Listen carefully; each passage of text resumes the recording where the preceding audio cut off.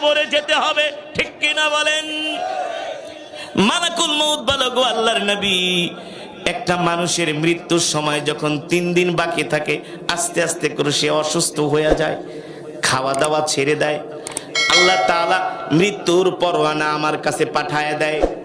যখন একেবারে তার মৃত্যুর সময় ঘনায় আসে, যদি সে নেককার হয়, টেনশন করে না, সব সময় সে আল্লাহ তাআলার জিকির করে। যদি নেককার হয়, কি হয়?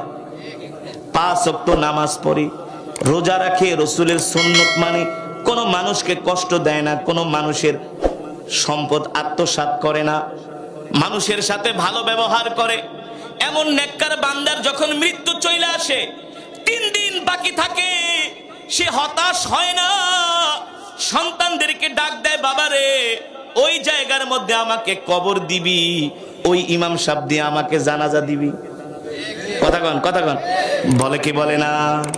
বাবারে মৃত্যুর পরে আমাকে বেশি দেরি করবি না, তাড়াতাড়ি জানাজা দিয়া কবরে দিয়া দিবি। আর যদি নাফরমান হয়, পেরেশান হয়ে যায়, পেরেশান, অস্থির হয়ে যায়, অস্থির, তার দুনিয়া ছেড়ে যেতে মন চায় না, এই দুনিয়ার সম্পদ ছাইরা সে যেতে চায় না। এত কষ্ট কইরা সম্পদ কামাইলাম, ভোগ করতে পারলাম না, সম্পদের দিকে তাকায় আর আফসোস করে। আর যে নেককার জান্নাতি, সে তো জান্নাতের চিন্তা করে। আল্লাহর নবী বলে, একজন মুমিনের জন্য জান্নাতে যাওয়ার জন্য তার বাধা হলো মৃত্যু।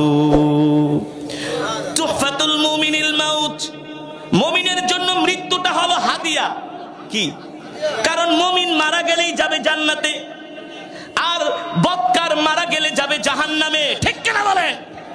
আপনি যদি জানেন বিদেশে গেলে আপনাকে 5 স্টার হোটেলে রাখবে, ভালো ভালো জায়গা ঘুরাবে, যা চান তাই দিবে, বিদেশে যাওয়ার জন্য আপনার রাত্রবেলা ঘুম আসবে না। আর যদি হনে বিমানের থেকে নামলে মায়ের শুরু হয়ে যাইব। কথা বল, বাস্তব নাকি অবাস্তব? আপনার কাছে কেমন লাগবে?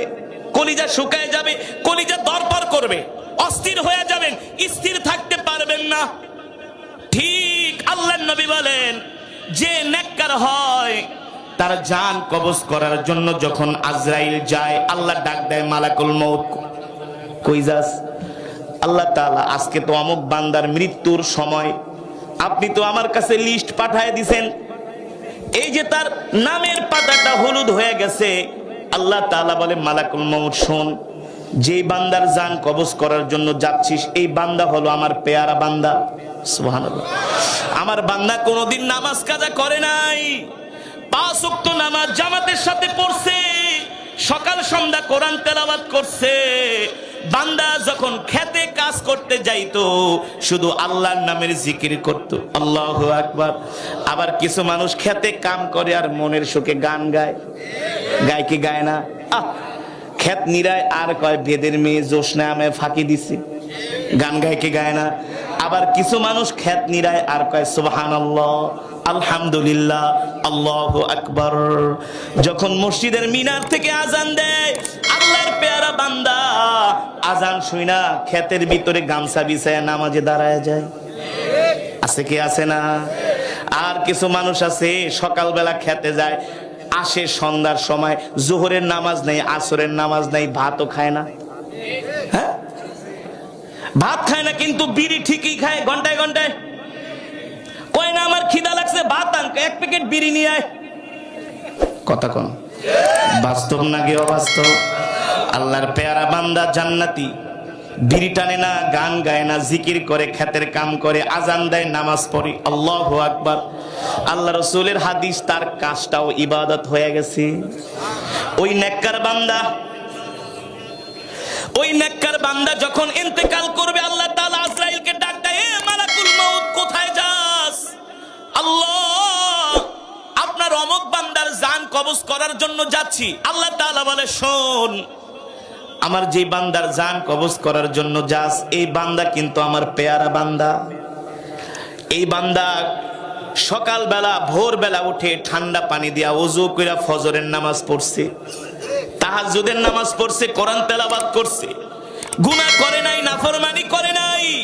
এ মালাকুল মউত, ইন্তেকালের সময় আমার বান্দাকে কোনো কষ্ট দেওয়া আল্লাহ আপনি বলেন কিভাবে জান কবজ করব, বলবো?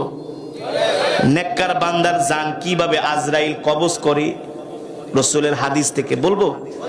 আল্লাহ তাআলা বলে, এ মালাকুল মউত, যা জান্নাতে, জান্নাত থেকে একটা সাদা শুভ্র রুমাল নিয়ে যা। সুবহানাল্লাহ। জান্নাত থেকে খুশবু নিয়ে যাবি, খুশবু। জান্নাতের একটা খুশবু আছে, নাম হলো রাইয়ান। সুবহানাল্লাহ বলেন। এই জান্নাতি খুশবু নিয়ে যাবি,